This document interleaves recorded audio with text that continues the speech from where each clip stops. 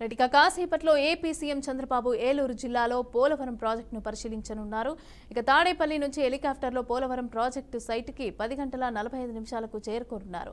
అనంతరం project view point నుంచి project నిర్మాణ పనులను ఫోటో గ్యాలరీ ద్వారా పరిశీలించనున్నారు. అనంతరం 11 నుంచి మధ్యాహ్నం 3 గంటల వరకు పోలవరం ప్రాజెక్టులో జరుగుతున్న నిర్మాణ పనులను స్వయంగా పరిశీలించి అధికారులతో సమీక్షా సమావేశం నిర్వహించనున్నారు.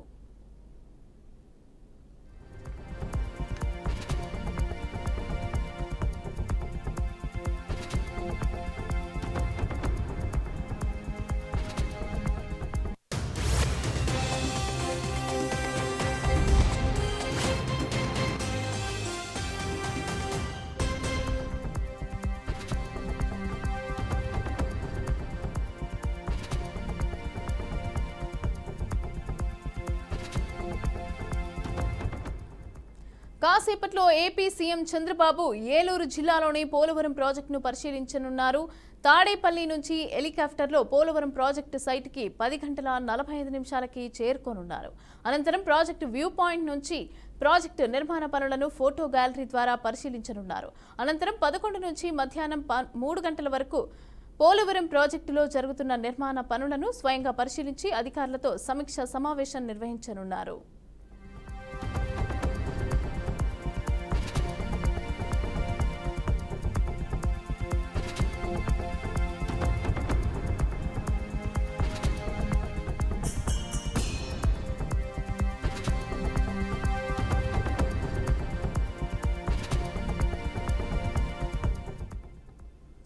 రెడ్డిక కాసేపట్లో ఏపీ సీఎం చంద్రబాబు అయితే పోలవరం ప్రాజెక్టును సందర్శించనున్నట్టుగా తెలుస్తోంది. అయితే వ్యూ పాయింట్ నుంచి అంతా పరిశీలించనున్నట్టుగా తెలుస్తోంది. అయితే దీనికి సంబంధించిన పూర్తి డీటెయిల్స్ మా ప్రతినిధి బ్రహ్మం లైవ్లో అందిస్తారు. బ్రహ్మం, చెప్పండి, ప్రాజెక్టు వ్యూ పాయింట్ వద్ద ఫోటో గ్యాలరీ ద్వారా పరిశీలన జరగనున్నట్టుగా తెలుస్తోంది. అయితే దీనికి సంబంధించిన డీటెయిల్స్ ఇవ్వండి.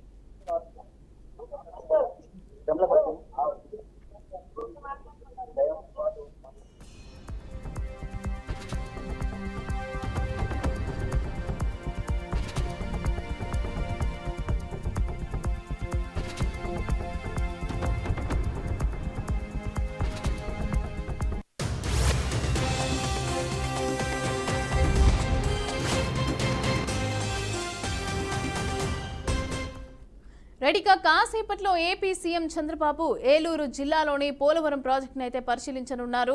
తాడేపల్లి నుంచి హెలికాప్టర్లో పోలవరం ప్రాజెక్టు సైట్కి 10 గంటల 45 నిమిషాలకి చేరుకోనున్నారు. అనంతరం ప్రాజెక్టు వ్యూ పాయింట్ నుంచి ప్రాజెక్టు నిర్మాణ పనులను ఫోటో గ్యాలరీ ద్వారా పరిశీలించనున్నారు. అనంతరం 11 గంటల నుంచి మధ్యాహ్నం 3 గంటల వరకు పోలవరం ప్రాజెక్టులో జరుగుతున్న నిర్మాణ పనులను స్వయంగా పరిశీలించి అధికారులతో సమీక్షా సమావేశం నిర్వహించనున్నారు.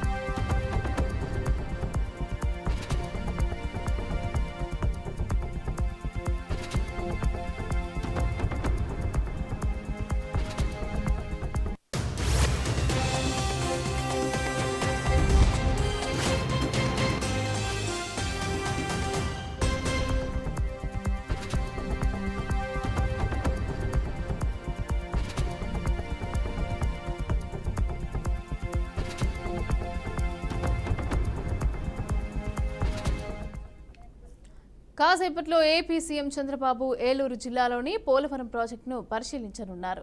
తాడేపల్లి నుంచి హెలికాప్టర్లో పోలవరం ప్రాజెక్టు సైట్కి 10 గంటల 45 నిమిషాలకి చేరుకోనున్నారు. ఇక అనంతరం ప్రాజెక్టు వ్యూ పాయింట్ నుంచి ప్రాజెక్టు నిర్మాణ పనులను కూడా ఫోటో గ్యాలరీ ద్వారా పరిశీలించనున్నట్టుగా తెలుస్తోంది. ఇక అనంతరం 11 గంటల నుంచి మధ్యాహ్నం 3 గంటల వరకు కూడా పోలవరం ప్రాజెక్టులో జరుగుతున్న నిర్మాణ పనులను స్వయంగా పరిశీలించి అధికారులతో సమీక్షా సమావేశం నిర్వహించనున్నారు.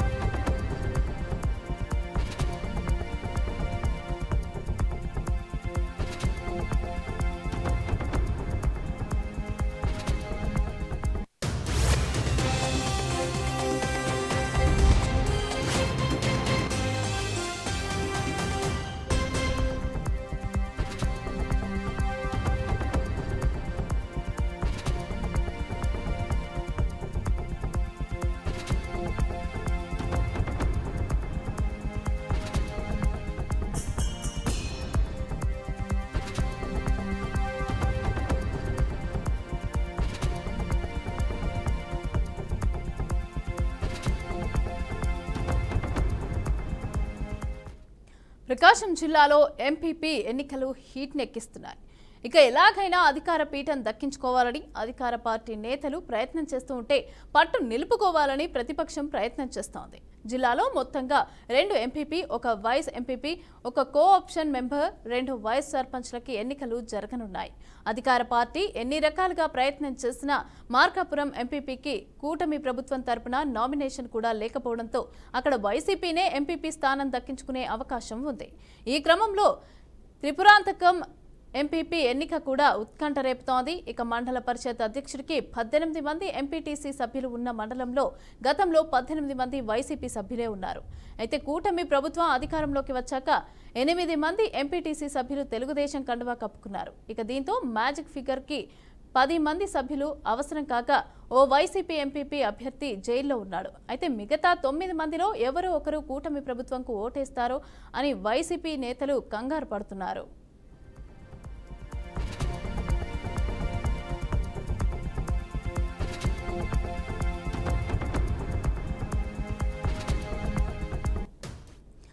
రెడ్డికా దీనికి సంబంధించిన పూర్తి అప్డేట్స్ మా ప్రతినిధి కుమార్ అందిస్తారు. కుమార్ చెప్పండి, ఎంపీపీ ఎన్నికలకు సంబంధించి అయితే అన్ని ఏర్పాట్లు సిద్ధం చేసినట్టుగా తెలుస్తోంది అధికారులు. దీనికి సంబంధించిన డీటెయిల్స్ ఇవ్వండి. రైట్ మమతా, ఈరోజు ప్రకాశం జిల్లాలో ఉప ఎన్నికల పోరు అయితే షురు అయింది. మొత్తం మీద 2 ఎంపీపీ స్థానాలకి 1 కోఆప్షన్ మెంబర్, 1 వైస్ ఎంపీ స్థానానికి 2 వైస్ సర్పంచ్ స్థానానికి ఎన్నికలు అయితే జరుగుతున్నాయి. వీటన్నిటి మీద త్రిపురాంతకం ఎన్నిక అనేది మాత్రం జిల్లాలో ఉత్కంఠ రేకిస్తుంది. అలాగే కొంచెం ఉద్రిక్త పరిస్థితులు కూడా రేకెత్తుతుంది. ఎందుకంటే త్రిపురాంతకం మండలంలో మొత్తం మీద 18 ఎంపీటీ స్థానాలు ఉండగా కూటమి ప్రభుత్వం మారిన తర్వాత 8 మంది కూటమి ప్రభుత్వానికి అనుకూలంగా కండవ కప్పుకొని టీడీపీ పార్టీలో చేరిపోయారు. చేరిపోయిన తర్వాత ఇప్పుడు ఎంపీపీ అభ్యర్థి అయినటువంటి ఆంజనేయ రెడ్డి ఒక ఎస్సీ అట్రాసిటీ కేసులో జైల్లో ఉన్నారు. మొత్తం మీద 18 మంది సభ్యుల్లో కానీ 17 మంది సభ్యులు మాత్రమే ప్రెజెంట్ ఎలక్షన్ కు హాజరవడానికి అవకాశం ఉంది. ఆంజనేయ రెడ్డి వస్తాడా? హైకోర్టు రాత్రి ఆంజనేయ రెడ్డి హైకోర్టుకి నాకు ఎలక్షన్ కు ఓటు కావాలని చెప్పి రాత్రి హైకోర్టుకు వెళ్ళిన పరిస్థితి. హైకోర్టు తీర్పు ఏమి ఇచ్చిందో, హైకోర్టు తీర్పు అయితే ఇంతవరకు రాని పరిస్థితి ఉంది.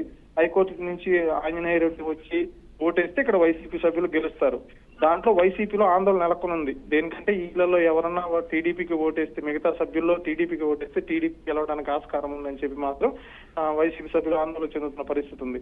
కానీ ఈ ఉన్నటువంటి వాళ్ళు మిగతా 9 మందిని స్థానిక ఎమ్మెల్యే చంద్రశేఖర్ క్యాంప్ కార్యాలయంలో పెట్టుకొని మేము గెలుస్తామని చెప్పి మేకపోతు గంభీరం ప్రదర్శిస్తున్నారు. కానీ లాస్ట్ మూమెంట్ లో టీడీపీ గెలుచుకోవడానికి అవకాశం ఉందని చెప్పి మనకు తెలుస్తున్నది sir. Mamata, right, thank you Kumar.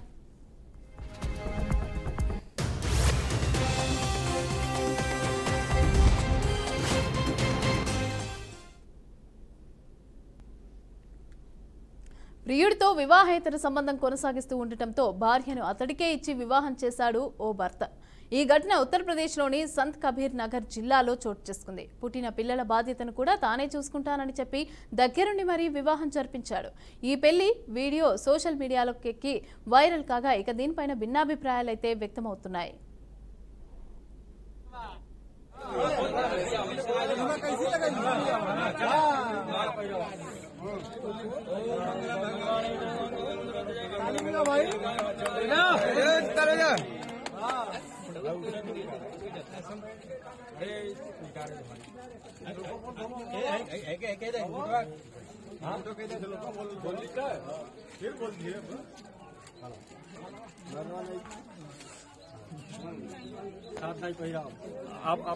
आप थोड़ा सा उधर हो जाओ बेटा।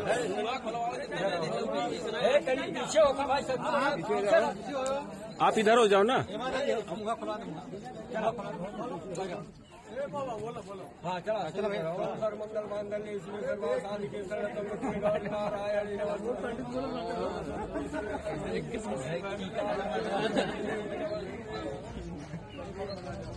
मंगलम भगवान मंगलम मंगलम विकास मंगलाय तरो हरि चरण के बोल चला हो गई।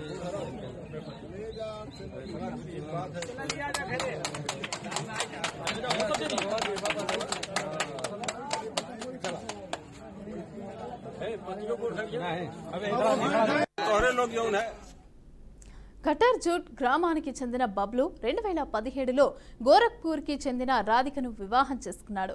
అయితే వీరికి ఆర్యన్, శివాని ఇద్దరు పిల్లలు ఉన్నారు. ఉద్యోగరీత్యా బబ్లు నిత్యం కుటుంబానికి దూరంగా ఉండేవాడు. ఈ క్రమంలో స్థానిక యువకుడు వికాస్తో రాధికకు పరిచయం ఏర్పడింది. అయితే వివాహేతర సంబంధానికి దారితీసింది. వీరి రహస్య బంధాన్ని గమనించిన బబ్లు కోపంతో ఊగిపోవడానికి బదులు సంచలన నిర్ణయం తీసుకున్నాడు. భార్యను ధనిష్ట తహసీల్ చెందిన తీసుకెళ్లి అఫిడవిట్ తయారు చేయించాడు. ఆ తర్వాత ధనినాథ్ శివాలయంలో వికాస్తో తన భార్య వివాహాన్ని దగ్గరుండి జరిపించాడు. అంతేకాదు పిల్లల బాధ్యతను కూడా తానే తీసుకుంటానని, ఆమె సంతోషంగా ఉంటే చాలని చెప్పడంతో పెళ్లికొచ్చిన వారు అతడి మంచి మనసుకు ఫిదా అయిపోయారు.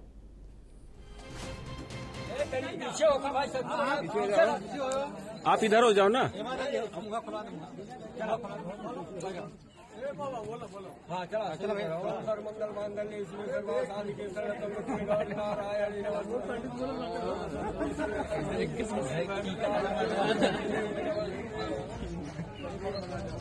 मंगलम भगवान मंगलम मंगलम विकास मंगलाय तरो हरि चरण के बोल चला हो गई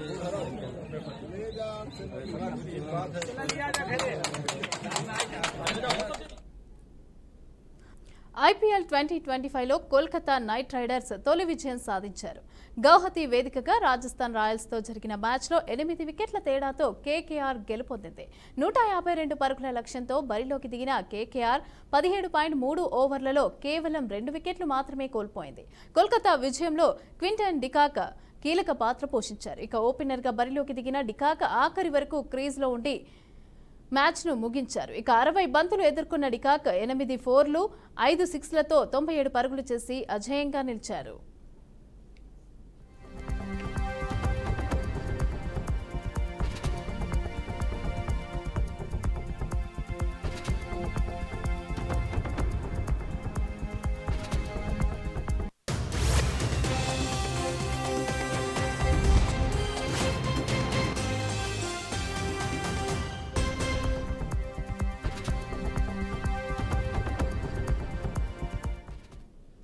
ఐపీఎల్ 2025లో కోల్కతా నైట్ రైడర్స్ తొలి విజయం సాధించింది. గౌహతి వేదికగా రాజస్థాన్ రాయల్స్తో జరిగిన మ్యాచ్లో 8 వికెట్ల తేడాతో కేకేఆర్ గెలుపొందింది.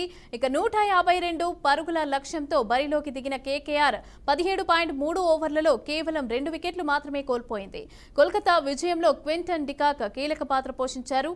ఓపెనర్గా బరిలోకి దిగిన డికాక్ ఆఖరి వరకు క్రీజ్లో ఉండి మ్యాచ్ను ముగించాడు. 60 బంతులు ఎదుర్కొన్న డికాక్ 8 ఫోర్లు 5 సిక్స్లతో 97 పరుగులు చేసి అజేయంగా నిలిచాడు.